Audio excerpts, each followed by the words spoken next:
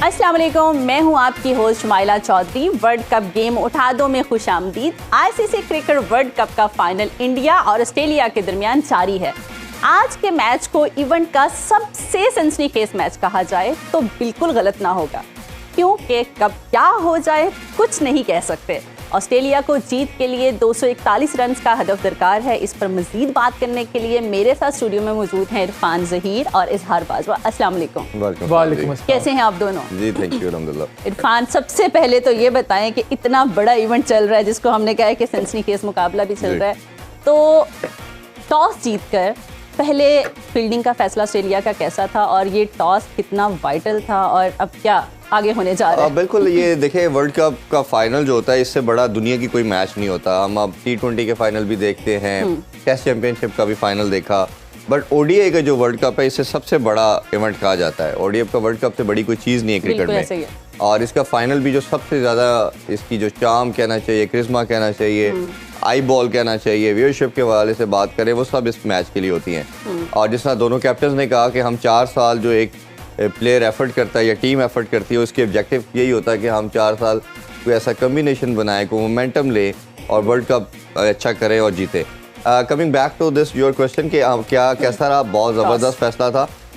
Australia, देखें, ये मुंबई से अगर हम रिलेट करें, जैसा लास्ट सेमीफाइनल हुआ था, उधर आपका टॉस जीतने का मकसद ये था कि आप 90% मैच जीत गए, क्योंकि आपने उधर टॉस जीत के पहले बैटिंग करनी होती है। मुंबई की कंडीशन में अंडर लाइट चेज होता नहीं है। पहली इनिंग्स के अंदर आप 350 प्लस करते हैं, सेकंड में 180 प्लस करते हैं, तो बहुत मुश्किल हो जाता है कि जो पहले खेल रहा है जो बाद में खेल रहा है उसका पैचअप हो जाए। तो वो हमें नज़र आया कि मैचअप नहीं हो पाया, तो न्यूजीलैंड से ये जीत के आज जिस तरह दोनों कैप्टन्स ने कल प्रेस कॉन्फ्रेंस में भी बात की थी कि टॉस इतना वाइटल नहीं करेगा कि हम टॉस के ऊपर ही मैच को कर रहे होंगे। अब जब पैट कमिंस ने टॉस जीता तो उन्होंने कहा कि हम डिफेंड करेंगे, हम उसमें चेस करेंगे, क्योंकि उनकी जो स्ट्रेंथ होती है आपकी, आप उसको बाद में यूटिलाइज करते हो। दूसरी चीज़ ये, उन्होंने ड्यू फैक्टर का भी बोला कि ड्यू फैक्टर भी आ सकता है, ये मेरे लिए हमें हेल्प करेगा, तो उन्होंने प्रेफरेंस की।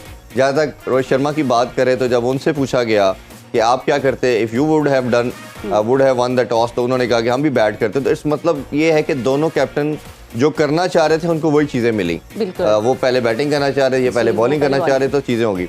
अब फ़ायदा क्या हुआ ऑस्ट्रेलिया को? ऑस्ट्रेलिया, देखें, हम सब जानते हैं कि क्रंच मैचेस के अंदर, बड़े मैचेस के अंदर ये कोलैप्स नहीं करते। मेंटली सबसे स्ट्रॉन्ग और रिजिलिएंट कौम है। टीम की बात करें, 8 वर्ल्ड कप के फाइनल खेलना मजाक नहीं है। इससे मतलब है कि इनका जो डोमेस्टिक स्ट्रक्चर कह लें, इंटरनेशनल सिस्टम कह लें, वो इतना स्ट्रॉन्ग है जो किसी टीम का नहीं है। फिर 5 दफ़ा वर्ल्ड कप जीतना, ये एक बड़ी बात है। आज छठे टाइम जीतने के वो करीब तो पहुंच चुके हैं। अभी जो मैच का स्टेटस है, तो हम इससे बात करें, जिस तरह शुरू होने से पहले कहा जा रहा था 60-40 है, 60% भारत के फेवर में है, 40% ऑस्ट्रेलिया का है। मैं उस टाइम भी रेट करता था 50-50 है, क्योंकि ये वर्ल्ड कप के अलावा अगर नॉर्मल मैच होता तो भारत शायद 10 में से 8 दफ़ा जीते अपने मुल्क के अंदर। वर्ल्ड कप के अगर कॉन्ट्री फाइनल के तौर पे खेलेंगे तो ऑस्ट्रेलिया 10 में से 8 टाइम जीतेगा इनसे, क्योंकि ऑस्ट्रेलिया वर्ल्ड कप के फाइनल में कोलैप्स बहुत कम होता है।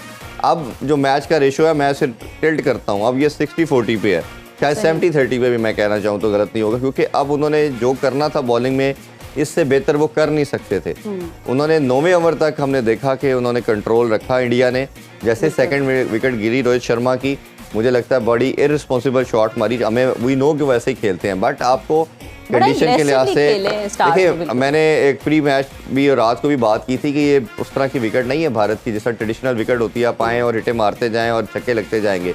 इसकी 8-10 ओवर तक डिफरेंट खेलती है, आपने डिफरेंट तरीके से खेलना है। फिर 21 से 11वें ओवर से लेकर 40 ओवर तक डिफरेंट तरीके से करना है, फिर 10 ओवर में आपने चार्ज करना है। बट वो जब उन्होंने चौक किया पूरा भारत ने, उन्होंने पूरा इनको बांध के रखा, तो ये किसी मोमेंट पे उन्होंने हिटिंग नहीं करने दी। जब आप देखें ना, किसी टीम फाइनल खेल रही है, 75 बॉलें डॉट खेल, वो बाउंड्री नहीं लगाएगी, तो इसका मतलब है कि कितनी ज़बरदस्त बॉलिंग थी। और फिर हमने देखा कि हर प्लेयर जो सेट होता था विकेट थ्रो करता था। कोहली आए, 50 की आउट, के राहुल ने इतना टाइम लिया, 60 उन्होंने 1 बनाए, 121 बॉल के करीब, 60 का स्ट्राइक रेट था, वो आउट हो गए। तो ये बताती है क्वालिटी ऑफ साइड का कि उन्होंने कितना मेंटली स्ट्रॉन्ग थे, वो कितना अच्छा होमवर्क करके आए थे। फील्ड प्लेसिंग की बात करें तो आउटस्टैंडिंग, जहाँ बॉल जाती थी फील्डर खड़ा होता था, बॉलर को पता था हमने उसी फील्ड प्लेसिंग पे बॉलिंग करनी। तो मेरा ख्याल है अभी तक जो हाफ मैच हुआ है, all credit goes to Australia. इन्होंने तमाम जितने बॉक्सेस उसको टेक किया।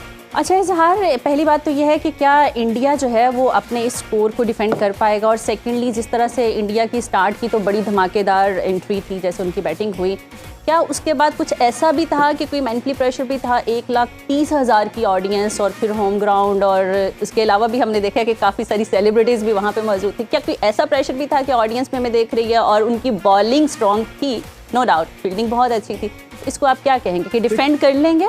देखिए, सबसे पहला जो आपका सवाल है, मेरे ख्याल में जो जिस तरह का ग्राउंड है ये डेफिनेटली 300 प्लस वाला ग्राउंड या कंडीशन या पिच तो नहीं है, लेकिन 250 275 इस ग्राउंड के हिसाब से एक पार स्कोर है। तो अगर उस हिसाब से देखें तो इंडिया ने जो स्कोर किया that is around 30-35 run short of the par score. 275 को पार स्कोर कंसिडर करें तो 240 तक उन्होंने कर लिया है, तो डेफिनेटली ये स्कोर तो शॉर्ट है। लेकिन इंडिया के पास ऐसा पोटेंशियल है, ऐसे वेपन्स हैं, ऐसी आर्मरी है कि वो ऑस्ट्रेलिया को इस स्कोर को चेस करने में प्रॉब्लम्स क्रिएट कर सकती हैं। न्यू बॉल बहुत क्रूशल है, पावर प्ले बहुत क्रूशल है। हमने देखा है कि जितने भी मैचेस हुए हैं इंडिया के, पावर प्ले में उन्होंने कि बॉलर्स ने बहुत ज़्यादा दूसरी टीम को नुकसान पहुंचाया।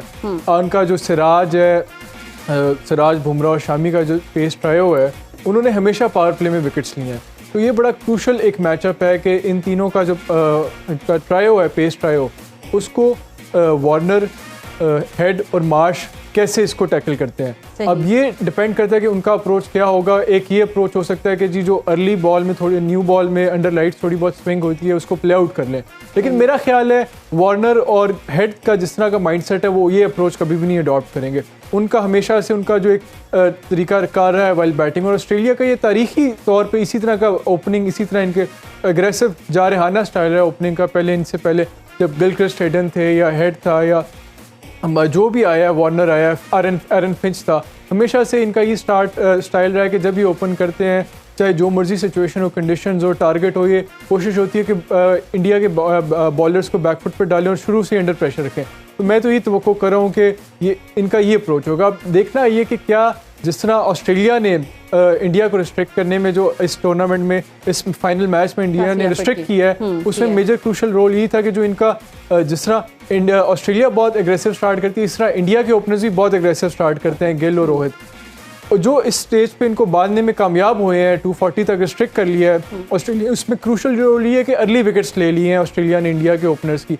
अगर शर्मा खड़ा रहता और गिल खड़ा रहता तो शायद इंडिया भी 300 साढ़े 300 तक ले, 325 तक ले जाता। लेकिन जो अर्ली विकेट ली, खासतौर पे मैक्सवेल ने जिस तरह रोहित शर्मा को आउट किया और उसमें ट्रेविस हेड का जो कैच था, उसने बड़ा डिसाइसिव रोल प्ले किया। तो इसलिए ऑस्ट्रेलिया के चेज में भी एक तो न्यू बॉल बहुत क्रूशल है, पावर प्ले बहुत क्रूशल है, और साथ ही साथ ये भी बड़ा जो दूसरा इंपॉर्टेंट मैचअप होगा इस चेज के अंदर, वो ये देखना है कि जो इंडिया के स्पिनर्स हैं, हमने देखा है कि इस ग्राउंड में बॉल टर्न भी काफ़ी ज़्यादा करी है, ग्रिप भी ज़्यादा करी है, और मिडिल ओवर्स में जो इवन ऑस्ट्रेलिया की पार्ट टाइमर्स हैं, उनको खेलना बड़ा मुश्किल हो रहा था ऑस्ट्रेलिया के इंडिया के बैट्समैन के लिए। उस सिचुएशन का प्रेशर भी था, फाइनल का प्रेशर भी था डेफिनेटली।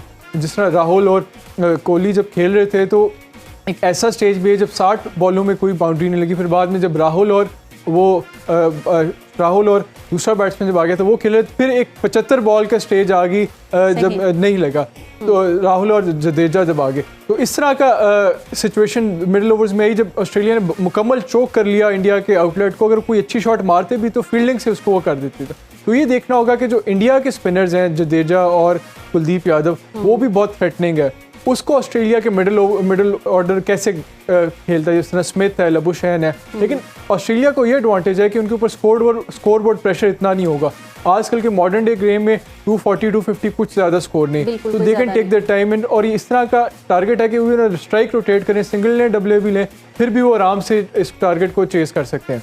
इरफान, बिल्कुल हमने देखा ओवरऑल वर्ल्ड कप में जो है वो इंडियन जो बॉलर्स थे वो काफ़ी फॉर्म में नजर आए, और मोहम्मद शामी की भी हमने काफ़ी बार बात की है कि बड़ा अच्छा परफॉर्म किया, उन्होंने काफ़ी सारी विकेट्स वो लेते रहे। तो अब भी अगर ड्यू फैक्टर आता है तो वो किसकी फेवर में जाएगा? बैटिंग, जारी सी बात है कि बैटिंग को सपोर्ट करेगा, तो फिर फेवर होगा। ये इसमें अगर देखा जाए ना, देखें एंटायरली दो चीज़ें होती हैं। एक तो मैंने जिस तरह 2-3 दिन से बात कर रहा हूँ, ये फाइनल का जो प्रेशर है ना, ये बहुत इंपॉर्टेंस रखता है। इनके 7-8 प्लेयर 2015 के फाइनल जीते हुए हैं ऑस्ट्रेलिया के। इनका एक प्लेयर 2011 में विराट कोहली खेला हुआ है। बट मेरा ख्याल है कि विराट कोहली से भी आज बहुत उम्मीदें थी। अपनी 50 करके उन्होंने विकेट थ्रो कर दी। रोहित शर्मा ने भी ऐसे ही किया। बट जो उनसे डिमांड किया जा रहा था, खासतौर पे कोहली पे, क्योंकि कोहली ने टाइम लिया, अपने आप की इनिंग्स को बिल्ड किया। जब उन्होंने चार्ज करना था उन्होंने विकेट थ्रो कर दी। तो ये मेरा ख्याल है कोहली की भी कोई ख़ास इनिंग्स कंसिडर नहीं की जाएगी, कंसिडरिंग दैट कि वो जितना बड़ा प्लेयर है और जितने बड़े वो मैच विनर है। बाकी जहाँ तक रहा कि चेस के अंदर क्रेडिट हम ऑस्ट्रेलियन बॉलर्स को भी दे सकते हैं ना कि उन्होंने इतने बड़े प्लेयर्स को रोक के रखा। यही होता है ना बड़े मुकाबले में, आप देखें दोनों तरफ से जब जंग होती है, लड़ाई होती है, तो यही होता है ना कौन बड़ा प्लेयर है। तो जब उनके बॉलर जोर लगा रहे थे तो आपने भी बड़ा एज ए सीनियर प्रो कुछ डिफरेंट करना था बड़ा उन्होंने करना था। तो आज उनसे एक्सपेक्टेशन थी कि जैसा पूरे वर्ल्ड कप के हाईएस्ट रन गेटर हैं, 700 समथिंग उन्होंने रन बना दिए हैं और बहुत ज़्यादा रन है बाकी तमाम बैटर से। तो आज बड़ा प्लेटफॉर्म था, आज उनको बड़ा कुछ करना था। खैर वो नहीं कर पाए। अब इस मैच पे आए चेस की तरफ, क्या स्ट्रेटजी होगी? मेरा ख्याल है जिस तरह मैंने पहले बात की कि ये 3 तरह से आपको बैटर को ना इस इनिंग को बिल्ड करना पड़ेगा। ये अहमदाबाद की जो विकेट है ये बाकी ट्रेडिशनल विकेट्स जो है इंडिया की उस तरह की नहीं है। ये पहले पावर प्ले में चार्ज करेंगे ऑस्ट्रेलियन, इन पे अटैक करेंगे और कोशिश करेंगे 7-8 के स्ट्राइक रेट के साथ 70-80 लगाएं कम से कम भी वो बोर्ड पे। उसके बाद आपका फेस चेंज हो जाएगा क्रिकेट का। आपने उसी फेस के साथ जो इंडिया ने गलती की, मेरा नहीं ख्याल ये करेंगे गलती। स्पिनर आएंगे, बॉल ग्रिप करेगा, स्पिन भी होगा, विकेट स्लो है। फिर जैसे स्लो विकेट में होता है कि बॉल कटर वगैरह फायदा होता है, तो मुझे इंडिया के तीनों पेसर में से कोई ऐसा बॉलर नजर नहीं आ रहा जो कटर वगैरह अच्छे मारता हो। ठीक है, तो जिस तरह कमिंस का अगर आप देखें तो हाफ से ज्यादा बॉल्स उन्होंने कटर पे किए हैं। हेजलवुड का सेकंड स्पेल सारा ही कटर पे था। तो ये इस तरह का कोई इंडियन बॉलर मुझे नहीं नजर आ रहा। हाँ, ये सीम स्विंग अच्छी करते हैं, अंडरलाइट चांस है इनके पास ये कुछ आउट कर पाए, बट मेरा नहीं ख्याल कि ये कटर के ऊपर इतने इफेक्टिव होंगे। फिर जब स्कोर बोर्ड पे प्रेशर नहीं होता तो कटर का बेनिफिट तब होता है कि जब विकेट स्लो हो, कटर आ रहा है, आप डबल पेस के साथ बॉल आ रही है, आप हिटिंग करने जा रहे हो, तो आपका चांस होता है कि बॉल ऊपर चली जाएगी, कैच आउट हो जाएंगे। जब स्कोर बोर्ड पे प्रेशर ही नहीं होगा, 4.80 का स्ट्राइक रेट चाहिए इनको, तो इन्होंने सिंपली, आपने अगर पावर प्ले अच्छा खेल लिया तो आपने भारत वाली गलती नहीं करनी है, आपने सिंगल डबल करनी है, 1 ऑफ आपको और बाउंड्री मिलनी है जो ऑस्ट्रेलियन का बैटिंग स्टाइल है। तो मेरा ख्याल है कि अगर ये नॉर्मल क्रिकेट खेलें पावर प्ले के बाद तो ये शायद मैच को ये 40-42 ओवर में ख़त्म कर देंगे ऑस्ट्रेलियन। ये इतना डीप तक शायद जाएगा ही नहीं मैच। 2 ही सिनेरियो बचेंगे, या तो ये 40-42 ओवर तक ख़त्म करेंगे ऑस्ट्रेलियन इस मैच को, या दूसरा ये होगा कि इंडिया के जो एक चांस आउटसाइड है कि वो सारी इनकी विकेट्स ले, क्योंकि 50 ओवर कंटेन तो इंडिया कर नहीं सकता इनको कि ये 50 ओवर भी खेलें और इनको करने ना दें, ये नहीं होने वाला। इंडिया के पास जीतने के एक ही चांस है कि इनकी 10 विकेटें लें।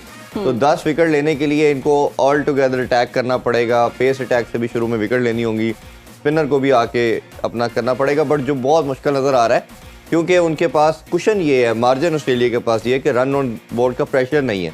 रन ऑन बोर्ड का प्रेशर जब नहीं होता बड़े टोटल का, तो आप ऑब्वियसली बैट्समैन सेटल डाउन करता है, 4-5 ओवर आपके रुकना भी पड़े तो आप रुक जाते हैं। बिल्कुल इरफान और इजहार, थैंक यू वेरी मच। जाते जाते बस एक क्वेश्चन पूछूंगी इजहार से क्योंकि हमारा टाइम कम है।